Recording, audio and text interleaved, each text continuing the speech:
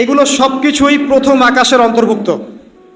এরপরে আছে দ্বিতীয় আসমান, তারপর তৃতীয়, তারপর চতুর্থ, এরকম করতে করতে 7 আসমান। এখন পর্যন্ত যেগুলো দেখছেন এগুলো প্রথম আসমানের অংশ, প্রথম আসমানের সামান্য একটু অংশ মাত্র। এভাবে 7 আসমান এবং প্রত্যেক আসমানের মাঝখানে ডিস্টেন্স হচ্ছে 500 বছরের পথ। 7 আসমানের উপরে আছে কুরসি, ওয়াসিআ কুরসিয়ুহুস সামাওয়াতি ওয়াল আরদ। আল্লাহ পাকের কুরসি এই 7 আসমানকে ঘিরে আছে, সুবহানাল্লাহিল আযীম। এর উপরে আছে মহাসাগর, একটা সাগর। এগুলো বিশ্বাস করবেন এখন বললে, কালকে নাসা গবেষণা করে বের করলে বিশ্বাস করবে। কথা বুঝতে পারছেন না? এগুলো মোটেই বিশ্বাস করবে না মানুষ এখন। কিন্তু কাল যদি বলে যে অমুক একটা উপগ্রহ পাঠিয়েছিলাম, সে ছবি তুলে পাঠিয়েছে, মহাসাগর আছে, হ্যাঁ, তখন বিশ্বাস করবে, হ্যাঁ আছে। প্রাণের অস্তিত্ব খুঁজে বেড়াচ্ছে মহাকাশে। আল্লাহ পাক আগেই বলেছেন অসংখ্য প্রাণ আছে মহাবিশ্বে, কিন্তু কোরআন বিশ্বাস করবে না। তখন মানুষকে বলবে একটা গ্রহের সন্ধান পেয়েছি, গ্রহের মধ্যে হুর পড়ি আছে, যাদের ওড়না দিয়ে এমন সুগন্ধ বের হয়, যার ওড়নার কোনা যদি পৃথিবীতে নামিয়ে দেওয়া হতো তাহলে সারা পৃথিবী সুগন্ধে ভরে যেত। তখন মানুষ বিশ্বাস করবে, হ্যাঁ আছে। যদি ওরা বলে জাহান্নাম বলতে কিছু আছে, যেখানে আযাব দেওয়া হয়, শাস্তি দেওয়া হয়, 19 জন বড় বড় ফেরেশতা আছেন, তখন এই বিশ্ববাসী বিশ্বাস করবে, হ্যাঁ আছে। আর ওরা যখন কিছু বিশ্বাস করে তখন সারা বিশ্বকে বিশ্বাস করাতে বাধ্য করে। ওরা বলছে করোনা করোনা, তখন সবাই বলছে হ্যাঁ করোনা করোনা। ওরা বলছে অমিক্রন অমিক্রন, এখন সবাই বলছে অমিক্রন অমিক্রন। তারপরে এগুলো বন্ধ, এবার রাশিয়া ইউক্রেন, রাশিয়া ইউক্রেন, এবার রাশিয়া ইউক্রেন, রাশিয়া ইউক্রেন। করোনার কথা মানুষ কিন্তু কিছুদিন আগে ভুলে গিয়েছিল। মাঝে মাঝে আবার মনে করায় দেয় আজকে এতজন মৃত্যুবরণ করেছে, আজকে এতজন আক্রান্ত, যেটা আপনি ভুলে না যান। পুরা মাইন্ড প্রোগ্রামিং, আপনার মাথা আমার মাথা প্রোগ্রামিং। তার কিছুদিন আগে ক্ষেপণাস্ত্র ক্ষেপণাস্ত্র, উত্তর কোরিয়া ক্ষেপণাস্ত্র দিচ্ছে, ক্ষেপণাস্ত্র ক্ষেপণাস্ত্র, মানে এক এক সময় এক একটা দিয়ে মানুষকে ব্যস্ত রাখা। মানে আমি আমার এই ছোট ভাইকে বললাম আজকে আসতে আসতে, বিষয়টা এরকম, আমাদের বাসায় ছোট বাচ্চা আছে না, অনেক সময় ছোট বাচ্চারা অনেক জ্বালায় না, জ্বালায়, খুব জ্বালায়, মানে ঘ্যান ঘ্যান প্যান প্যান শুরু করে।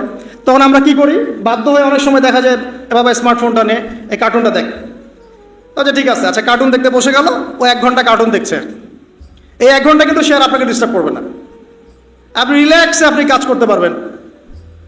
তাই বলে বাচ্চাদেরকে কার্টুনের অভ্যাস করায় না, আমি উদাহরণ দিচ্ছি একটা। আর যদি কার্টুন দেখাতেই হয়, ইসলামিক কোনো কার্টুন দেখায়।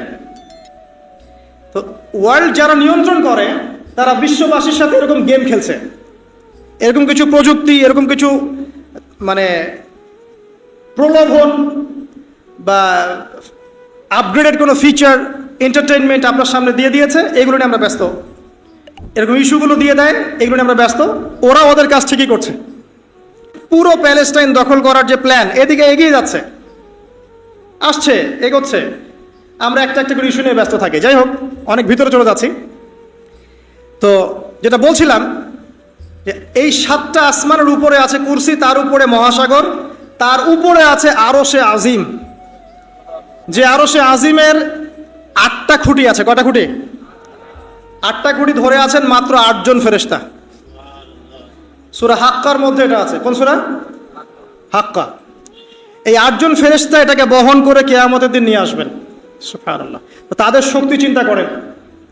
আর একজন ফেরেশতার ফুৎকারে এই যে দেখছেন গ্যালাক্সির পর গ্যালাক্সি হাবিজাবি সব ধ্বংস হয়ে যাবে। একজন ফেরেশতার ফুৎকারের মাধ্যমে ধ্বংস হয়ে যাবে।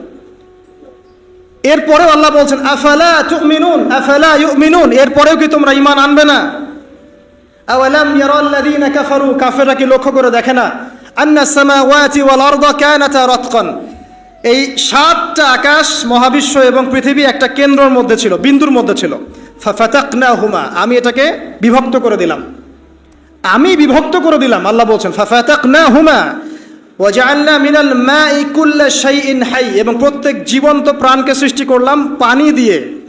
আমাদের কোষের মধ্যে সাইটোপ্লাজমে পানির পরিমাণ কত? কত পার্সেন্ট? নিউক্লিয়াসের মধ্যে পানির পরিমাণ কত পার্সেন্ট? বেশিরভাগই পানি।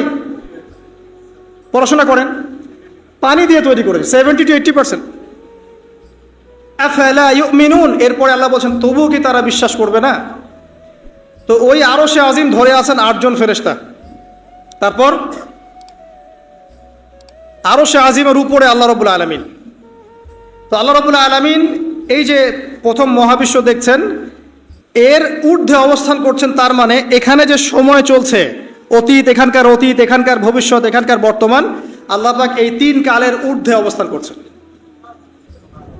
আল্লাহ পাক যখন বলছেন যে আবুল আহাব জাহান্নামে যাবে, আল্লাহ পাক দেখে দেখে বলছেন, এই যে ভবিষ্যৎটা আল্লাহ পাক দেখছেন, আবুল আহাব এখানে আছে, এখন ইন ফিউচার এখানে যাবে, এখানে গিয়ে সে জাহান্নামে যাবে।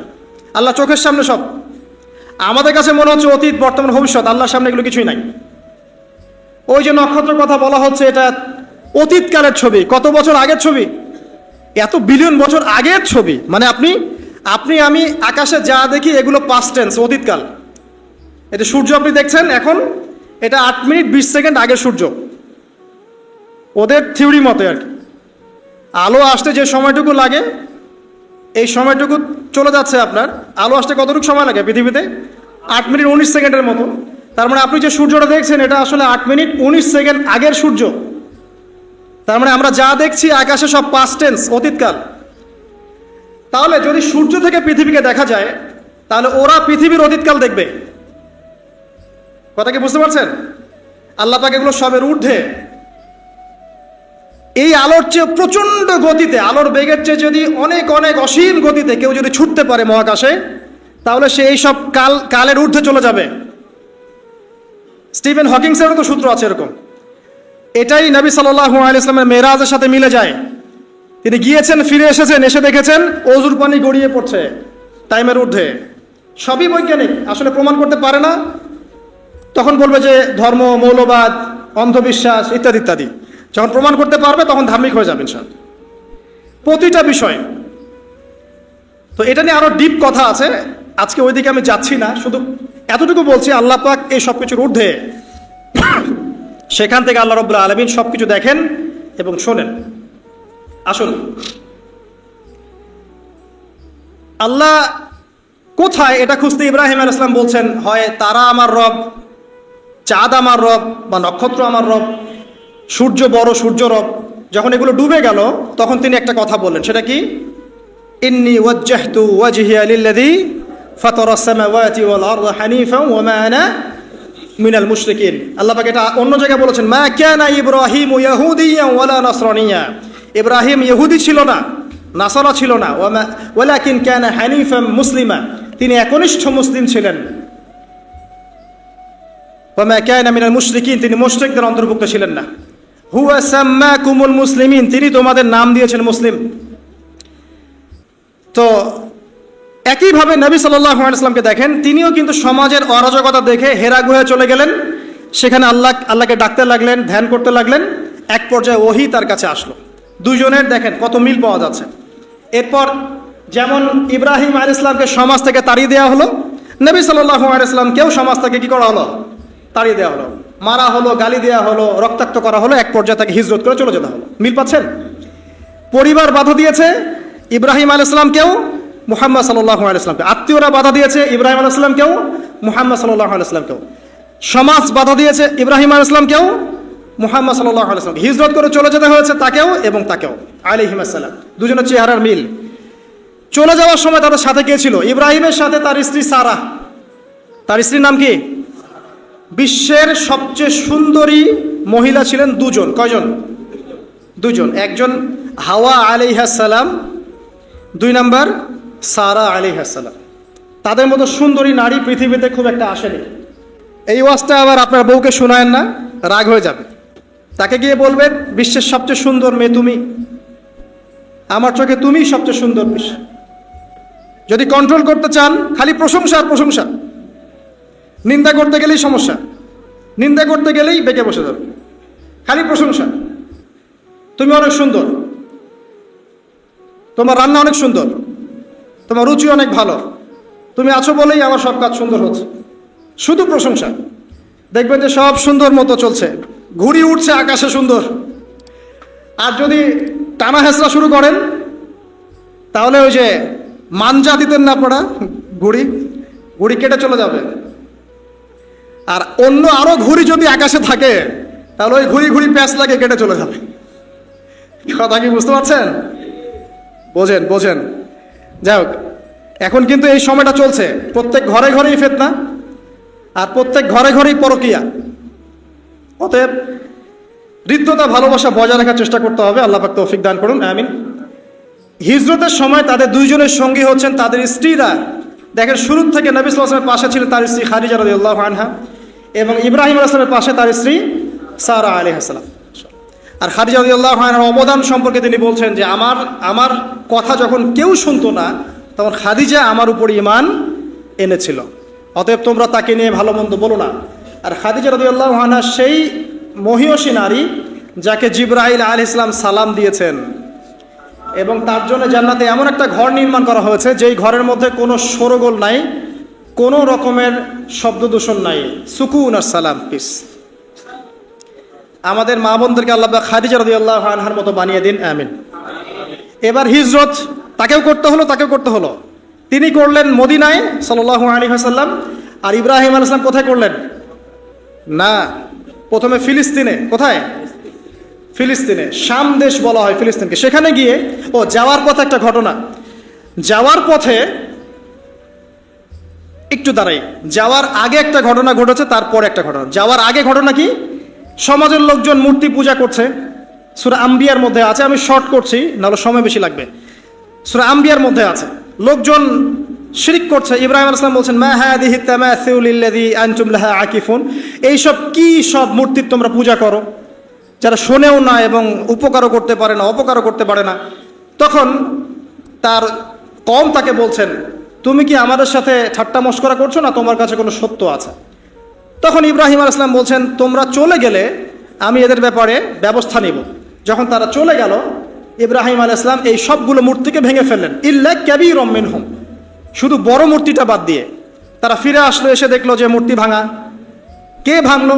মান ফাআলা হাদা বিআলিহাতিনা, আমাদের উপাস্যদের সাথে এই কাজ কে করেছে? একজন বলল, হয়তোবা সে ব্যক্তি করেছে, ইউকালু লাহু ইব্রাহিম, যার নাম ইব্রাহিম। ডাকা হলো, তুমি কি করেছো? তিনি বলছেন যে বাল ফাআলা কাবীরুহুম হাদা, বরং তাদের বড় মূর্তিটাই কাজ করেছে। ফাসআলহুম ইন কানু ইয়ানতিকুন, ওকে জিজ্ঞাসা করো যদি সে কথা বলতে পারে। এবার তারা বুঝতে পারলো এত কথা বলতে পারে না। তখন ইব্রাহিম আলাইহিস সালাম বললেন, তুমি কেন তাহলে এমন কিছুর উপাসনা করছো যে শোনেও না, দেখেও না, কথাও বলতে পারে না? আমি যাকে ভাঙলাম সে তো প্রতিহতও করতে পারলো না, একটা মাছি বসলে সে তাড়াতেও পারলো না, তাহলে কেন তার উপাসনা করছো? কোনো জবাব নাই, কিন্তু হঠকারিতা অহংকার আছে। ঠিক এখনকার নমরুদ ফেরাউনদের মতো, জবাব নাই কিন্তু হঠকারিতা অহংকার আছে। তাকে দরবারে নিয়ে যাওয়া হলো। ওখানকার শাসককে নমরুদ ডেকে বলছে, কি সমস্যা? তো ইব্রাহিম বলছে, কি সমস্যা, কে তোমার রব? ইব্রাহিম আলাইহিস সালাম বলছেন, রব্বি আল্লাযী ইউহয়ী ওয়া ইউমীত, আমার রব সে যে জীবন দেয়, মৃত্যু দেয়। নমরুদ বলছে, আনা উহয়ী ওয়া উমীত, আমি তো জীবন দেই, মৃত্যু দেই। কিভাবে? একজন ফাঁসির আসামি, তাকে ডেকে নিয়ে ছেড়ে দিল, এই জীবন দিলাম। আর একজন সাদাসিধা মানুষ নিরপরাধ ডাকলো, গর্দান নামিয়ে দিল, মৃত্যু দিলাম। তো ইব্রাহিম আলাইহিস সালাম বলছে, আচ্ছা ঠিক আছে। ক্বালা ইব্রাহিম রব্বি আল্লাযী ইউহয়ী ওয়া ইউমীত, তারপরে তিনি বলছেন, ইন্নাল্লাহা ইয়াতি বিশ-শামসি মিনাল মাশরিক ফাতি বিহা মিনাল মাগরিব, আমার রব আল্লাহ তিনি যিনি পূর্ব দিক থেকে সূর্যকে উদিত করেন, তুমি যদি রব হয়ে থাকো তাহলে পশ্চিম দিক থেকে উঠিয়ে দেখাও। ফাবুহিতাল্লাযী কাফার, এরপরে সে কাফের, হতভম্ব হয়ে গেল, কিন্তু কিচ্ছু করতে পারলো না। সবাইকে বললো, একে ধরো। ওয়ানসুরু আলিহাতাকুম, তোমাদের ইলাহদেরকে সাহায্য করে একে ধরো। খুজুহু ওয়া হাররিকুহু, তাকে ধরো এবং আগুনে পুড়িয়ে দাও। ওই যে আগুনের কুণ্ডলি খোলা হলো, এবার তাকে আগুন জ্বালানো হলো, তাকে আগুনে ফেলা হচ্ছে।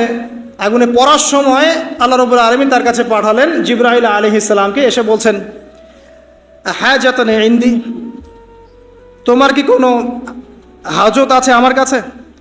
তখন ইব্রাহিম আলাইহিস সালাম বলছেন, না, আমার হাজত আল্লাহর কাছে আছেন। হাসবি আল্লাহ ওয়া নি'মাল ওয়াকিল, নি'মাল মাওলা ওয়া নি'মান নাসির। এই কথা বলার সাথে সাথেই আল্লাহ পাকের সাহায্য অবধারিত হয়ে পড়লো। আল্লাহ পাক বললেন, ইয়া নার, হে আগুন, কুনি বারদান ওয়া সালামান আলা ইব্রাহিম, ঠান্ডা হয়ে যাও, ইব্রাহিমের জন্য শীতল ঠান্ডা হয়ে যাও। ব্যাস, সবাই দেখলো যে ইব্রাহিম আগুনে পড়ে আছে কিন্তু উঠছে না। ঠিক এরকম পরীক্ষা নবী সাল্লাল্লাহু আলাইহি ওয়াসাল্লামকে দিতে হয়েছে না? বদরে, উহুদে আল্লাহ সাহায্য এসেছে না? আল্লাহর ফেরেশতা এসেছে, তার মাধ্যমে সাহায্য হয়েছে। এক একজনের মানে মাত্রাটা ডিফারেন্ট ছিল, কিন্তু ঘটনা কিন্তু সেম। যাই হোক, এরপরে ইব্রাহিম আসলাম চলে যাচ্ছেন ওই কমিউনিটি থেকে। মিশরের এক বাদশা লম্পট, সে স্ত্রী সারাকে কিডন্যাপ করলো। এবার সারাকে তার সাথে খারাপ কিছু করার ইচ্ছা করা মাত্রই অবশ হয়ে সে পড়ে গেল, প্যারালাইজ 3 বার। এই জায়গায় এই বাদশা বুঝতে পারে যে এই মহিলা বা এই নারী কোনো সাধারণ কোনো নারী নয়। তখন তিনি ছেড়ে দেন তাকে এবং তার সাথে হাজরা আলাইহিস সালামকেও হাদিয়া দিয়ে দেন। এই সময় ইব্রাহিম আলাইহিস সালাম নামাজে দাঁড়িয়েছিলেন। যখন তার স্ত্রী বিপদে পড়েছে এবং তিনি বিপদে পড়েছেন, তখন তিনি নামাজে দাঁড়িয়ে গিয়েছেন, ঠিক নবী সাল্লাল্লাহু আলাইহি ওয়াসাল্লামের মতো। তিনি বলতেন, যখনই আমি উদ্বিগ্ন হই তখনই নামাজে দাঁড়িয়ে যাই। আমরা যদি কোনো বিষয়ে টেনশনে পড়ি, উদ্বিগ্ন হই, তাহলে একটাই কাজ করবেন, নামাজে দাঁড়াবেন। সিগারেট ধরানোর দরকার নাই, টেনশনে স্মোক করার দরকার নাই, ড্রাগস নেওয়ার দরকার নাই, একটা মিউজিক ছেড়ে দেওয়ার দরকার নাই। নামাজে দাঁড়িয়ে যান, আল্লাহ পাক আপনার টেনশন দূর করে দেবেন ইনশাআল্লাহ তাআলা। রব্বি হাবলি মিনাস সালিহিন ফাবাশশারনাহু বিগুলামিন হালিম। আল্লাহ বলেন, এরপর আমি তাকে একজন সহনশীল সন্তানের সুসংবাদ দিলাম। এরপর এই সন্তান যখন বড় হলো, ফালাম্মা বালাগা মাআহু সা'য়া, যখন সে দৌড়ানো শিখলো, ক্বালা ইয়া বুনাই, ইব্রাহিম আলাইহিস সালাম বললেন, হে আমার সন্তান, ইন্নী আরা ফিল মানামি আন্নী আসবাহুক, আমি স্বপ্নে দেখেছি আমি তোমাকে জবাই করছি। ফানজুর মায়াদা তারা, তোমার কি রায় আমাকে বলো। এই বাচ্চার বয়স কত হবে? 10 বা 12। তখন ইসমাঈল আলাইহিস সালাম বলছেন, ইয়া আবাতি, হে আমার বাবা, ইফআল মা তুমার, আল্লাহ পাক আপনাকে যা আদেশ করেছেন সেটা আপনি করুন। সাতাজিদুনি ইনশাআল্লাহু মিনাস সাবিরিন, ইনশাআল্লাহ আপনি আমাকে ধৈর্যশীল পাবেন। কত বছর বয়স? 10 বা 12। আর আমাদের এই জেনারেশনের 10-12 বাদ দেন, 20-30 বছরের মানুষকে জিজ্ঞাসা করেন এরকম কোনো চেতনা আছে কি না আদৌ আল্লাহর হুকুমের সামনে মাথা নত করার। আল্লাহ পাক হুকুম করেছেন, মাথা নত। জীবন দেয়া তো অনেক বড় বিষয়, আল্লাহর জন্য জীবন উৎসর্গ করা তো বিশাল ব্যাপার, সবচেয়ে চূড়ান্ত লেভেল। নামাজ পড়ে কিনা জিজ্ঞাসা করেন, হারাম অ্যাফেয়ার ছাড়তে পারছে কিনা জিজ্ঞাসা করেন, মিউজিক ছাড়তে পারছে কিনা জিজ্ঞাসা করেন, বাদ্যযন্ত্র ছাড়তে পারছে কিনা জিজ্ঞাসা করেন। আল্লাহর জন্যে, আল্লাহর জন্যে, আল্লাহর জন্য সুদ ছাড়তে পারে কিনা জিজ্ঞাসা করেন। আল্লাহর জন্য যার যার সম্পত্তি ওকে ওকে দিয়ে দিতে পারে কিনা জিজ্ঞাসা করেন। সৎকা করার মানসিকতা, আল্লাহর জন্য একটা মসজিদ করতে পারে কিনা, একটা মাদ্রাসা করতে পারে কিনা। জীবন দেয়া অনেক বড় বিষয়। যারা ছোট ছোট কুরবানি করতে পারে না, এরা বড় কুরবানি করতে পারবে, এটা ভাবা যায় না, এত সহজ না। যারা ছোট ছোট কুরবানি করতে পারে না, যে 5 টাকা দান করার মানসিকতা রাখে না, তার কাছে আপনি 5 লাখ টাকা চাচ্ছেন, সম্ভব? ইল্লা মাশাআল্লাহ। তো এই বাচ্চার বয়স 12 বছর, বলছেন, ইয়া আবাতি, হে আমার বাবা, ইফআল মা তুমার, আল্লাহ পাক যা আদেশ করেছেন করেন, আমাকে ধৈর্যশীল পাবেন। এরপরে ফালাম্মা আসলামা ওয়া তাল্লাহু লিল জাবিন, যখন তার উভয় আত্মসমর্পণ করলেন এবং বাবা ছেলেকে পাশ করে শুইয়ে দিলেন জবাই করার মতো করে।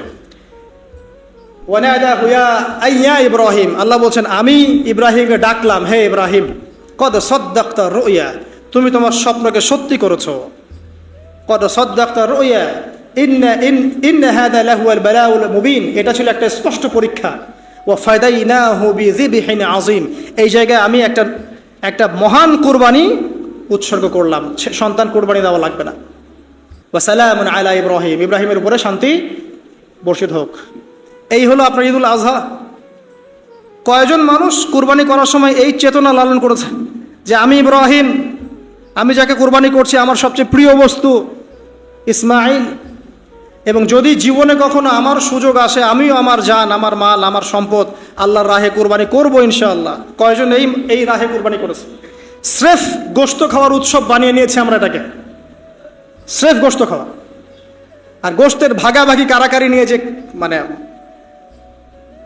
কি যে একটা অবস্থা, এটা আমার চেয়ে আপনারা ভালো জানেন। যাই হোক, এরপরে বাবা ছেলে মিলে নির্মাণ করলেন কাবা। আল্লাহ পাক তাদের সম্পর্কে বলছেন যে ইয ক্বালা লাহু রাব্বুহু আসলিম ক্বালা আসলামতু লিরাব্বিল আলামিন, যখনই আল্লাহ পাক ইব্রাহিম আলাইহিস সালামকে কোনো আদেশ করেছেন তিনি সাথে সাথে সেটা মাথা পেতে নিয়েছেন। এর নাম হচ্ছে মুসলিম, এবং তিনি মুসলিম জাতির পিতা, তাই নয় কি? তার ব্যাপারে আল্লাহ পাক বলছেন, যখনই আমি তাকে বলেছি আত্মসমর্পণ করো, সাথে সাথে সে আত্মসমর্পণ করেছে। এবং যত যত পরীক্ষা আমি তাকে নিয়েছি প্রত্যেকটা পরীক্ষায় সে উত্তীর্ণ হয়েছে। এরপরে কাবা ঘর নির্মাণ করেছে, নির্মাণ করার পরে দোয়া করেছে, এই যে রব্বানা তাকাব্বাল মিন্না ইন্নাকা আনতাস সামিউল আলিম ওয়া তুব আলাইনা ইন্নাকা আনতাত তাওয়াবুর রহিম দোয়া করেছেন। এর আগে যে জমজম কূপের ঘটনাও আছে, হাজরা আলাইহিস সালাম ছুটছেন, খাবার পানি কিছুই নাই, অলৌকিকভাবে আল্লাহ রাব্বুল আলামিন এই জমজম কূপ তৈরি করলেন। তাই প্রতিটা ঘটনা কার সাথে সম্পৃক্ত? ইব্রাহিমের পরিবারের সাথে সম্পৃক্ত আলাইহিস সালাম। এই দোয়া করার পর তিনি আরো একটা দোয়া করেছেন। সেই দোয়াটা কি জানেন? রব্বানা ওয়াবআস ফীহিম রাসূলাম মিনহুম ইয়াতলু আলাইহিম আয়াতিক ওয়া ইউআল্লিমুহুমুল কিতাবা ওয়াল হিকমা ওয়া ইউযাক্কিহিম ইন্নাকা আনতাল আজিজুল হাকীম। ইব্রাহিম আলাইহিস সালাম শেষ দোয়াটা করেছেন, হে আমার রব, এরপরে আপনি এমন একটা নেশন পাঠাবেন, যেই নেশনের মধ্যে এমন একজন নবী পাঠাবেন, যেই নবী তাদেরকে আপনার কিতাব শেখাবে, সুন্নত শেখাবে, তাদেরকে পবিত্র করবে।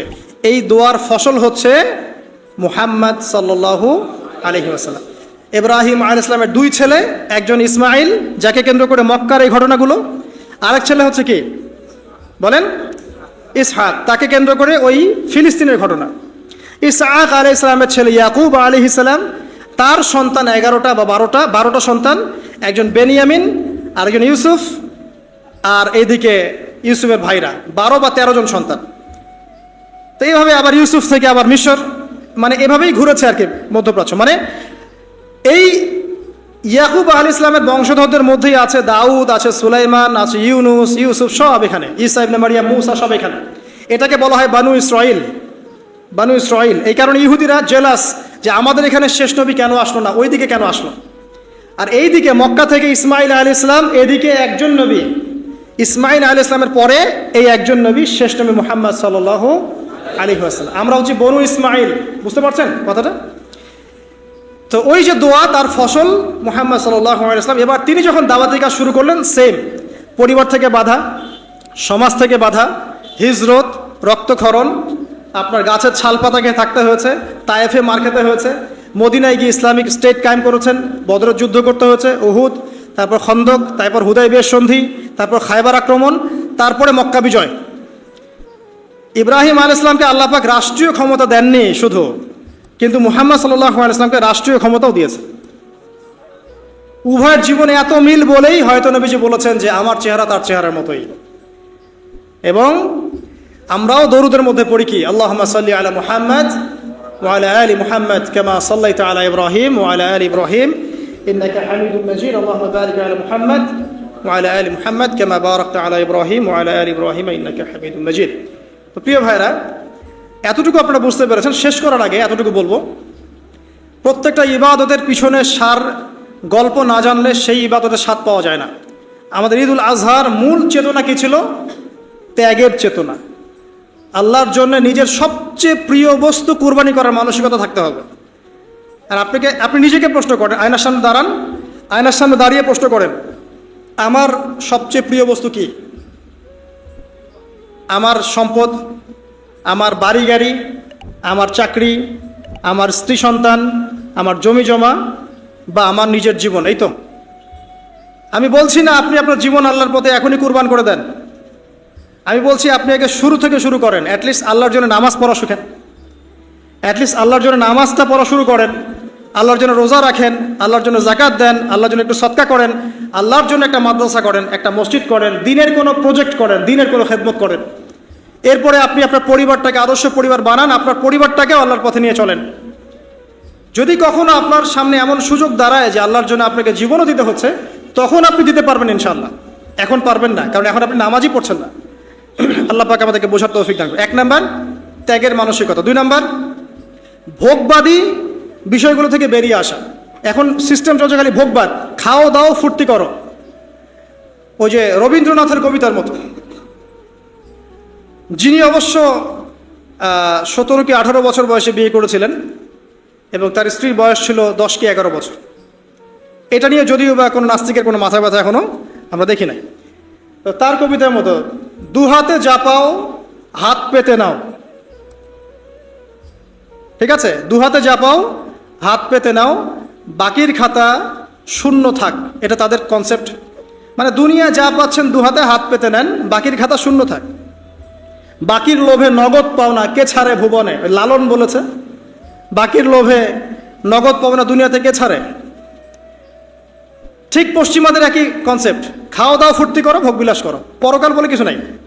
যদি হয়ও পরকাল তখন দেখা যাবে, বিষয়টা এমন, ঠিক আছে। আর আমাদের কনসেপ্ট কি, দিনের জন্যে যা পারেন সব ছেড়ে দেন। দিনের জন্য যদি দুনিয়া চলেও যায় যাক, বাকির খাতা, পরকালের খাতা পূর্ণ হোক, এটা খালি থাক না, পরকালের খাতা যেন পূর্ণ থাকে, এটা আমাদের কনসেপ্ট। আল্লাহ পাক জাহান্নামের মধ্যে একজন ব্যক্তিকে ঢুকাবেন, 1 সেকেন্ড ঢুকাবেন আর বের করবেন, মানে আল্লাহ পাকের 1 সেকেন্ড, এটা কত বছর আমি জানি না। আল্লাহ পাকের একদিন হচ্ছে 50,000 বছরের সমান। তো তাকে জিজ্ঞাসা করা হবে, দুনিয়াতে কি সুখে ছিলে? সে বলবে যে সুখ কি জিনিস আমি তো জানি না। সে ব্যক্তি পৃথিবীর সবচেয়ে সুখী ব্যক্তি ছিল, তাকে 1 সেকেন্ডের জন্য জাহান্নামে ঢোকানো হবে, বের করা হবে। সে বলবে সুখ কি আমি জানি না। আর আমরা মনে করি এখনকার যারা মিলিয়ন বিলিয়নার আছেন, হয়তোবা এরকম কেউ হতে পারে সেই ব্যক্তি, যে চোখের ইশারা করলেই এক দেশ দখল হয়ে যায়, ঠিক আছে। আর সবচেয়ে দুঃখী একটা মানুষকে আল্লাহ পাক ঢোকাবেন জান্নাতে, 1 সেকেন্ড ঢোকাবেন, বের করবেন। দুনিয়াতে কষ্ট ছিলে, সে বলবে যে কষ্ট কি জিনিস আল্লাহ আমি তো জানি না। সুবহানাল্লাহ। তো চূড়ান্ত সফলতা এটা, এই জন্য ভোগবাদী দর্শন না, ইসলামের জন্য, আল্লাহর জন্য ছাড় দিতে শেখেন, ত্যাগ করতে শেখেন। 3 নাম্বার, পরিবারের আদর্শ ঠিক করতে হবে। দেখেন ইব্রাহিম আলাইহিস সালামের পরিবার, মা হাজেরা, সন্তান ইসমাইল, বাবা ইব্রাহিম। যতক্ষণ পর্যন্ত আমাদের পরিবারের কর্তারা ইব্রাহিমের মতো হচ্ছেন না, মায়েরা হাজেরার মতো হচ্ছেন না, আর আমরা সন্তান যারা আছি আমরা ইসমাইল আলাইহিস সালামের মতো হতে পারছি না, টিকটক প্রজন্মই থেকে যাচ্ছি, ততদিন পর্যন্ত ইসলামের বিজয় সম্ভব না, ঠিক আছে। আর নবী মুহাম্মদ সাল্লাল্লাহু আলাইহি ওয়াসাল্লাম ইব্রাহিম আলাইহিস সালামের দোয়ার ফসল। আমাদের সামনে দায়িত্ব হচ্ছে তার রেখে যাওয়া এই দিনটাকে বাঁচানো, এই দিনটার প্রচার করা, এই দিনটার প্রসার করা, নিজের জানমাল, অর্থ সম্পদ যা আছে এগুলো দিয়ে দিনের কোনো খেদমত বা কল্যাণ আঞ্জাম দেওয়ার চেষ্টা করা। এতে করে ইনশাআল্লাহ আমাদের ক্ষুদ্র ক্ষুদ্র প্রচেষ্টাগুলো যখন একত্রিত হবে, দিন ইসলাম আস্তে আস্তে ইনশাআল্লাহ তাআলা বিজয়ী হবে। একদিনে ইসলামের পূর্ণাঙ্গ বিজয় সম্ভব না। আমরা ঈদুল আজহা এবং ইব্রাহিম আলাইহিস সালাম, তার পরিবার এবং নবী সাল্লাল্লাহু আলাইহি ওয়াসাল্লামের সাথে যে মিল, এগুলো থেকে যে শিক্ষাগুলো অর্জন করলাম, আল্লাহ পাক আমাদের সবাইকে এগুলোর উপর আমল করার তৌফিক দান করুন। ইব্রাহিম আলাইহিস সালাম শিরকের সাথে আপোষ করেন নাই, আমরাও যেন শিরকের সাথে আপোষ না করি। তিনি আদর্শ পরিবার গড়েছেন, আমরাও যেন গড়ার চেষ্টা করি। তিনি দিনের জন্য প্রয়োজনে, দিনের জন্যে অগ্নি পরীক্ষা দিয়েছেন, দিনের জন্য পরীক্ষা আসলে আমরাও যেন সবর করতে পারি, বলতে পারি হাসবি আল্লাহ ওয়া নি'মাল ওয়াকিল। ইব্রাহিম আলাইহিস সালাম তার সবচেয়ে প্রিয় বস্তুটিকে আল্লাহর রাহে কুরবানি করার মানসিকতা দেখিয়েছেন। আমরাও আমাদের সবচেয়ে প্রিয় বস্তু, আমাদের মাল সম্পদ, যেগুলো আল্লাহর জন্য উৎসর্গ করা সম্ভব, সেগুলো করার মানসিকতা লালন করার চেষ্টা করি। আল্লাহ পাক তৌফিক এনায়েত করুন। সর্বোপরি আমরা নবী মুহাম্মদ সাল্লাল্লাহু আলাইহি ওয়াসাল্লাম রেখে যাওয়া এই দিন ইসলাম, দিনুল হক, এটাকে মুসলিম অমুসলিম সবার ঘরে পৌঁছে দেওয়ার চেষ্টা করি। আল্লাহ পাক আমাদের সবাইকে তৌফিক এনায়েত করুন, আমিন। أقول قولي هذا أستغفر الله لي ولكم ولسائر المسلمين. بارك الله لنا ولكم بالآية الحكيم إنه تعالى جواد كريم والرؤوف الرحيم. السلام عليكم ورحمة الله وبركاته.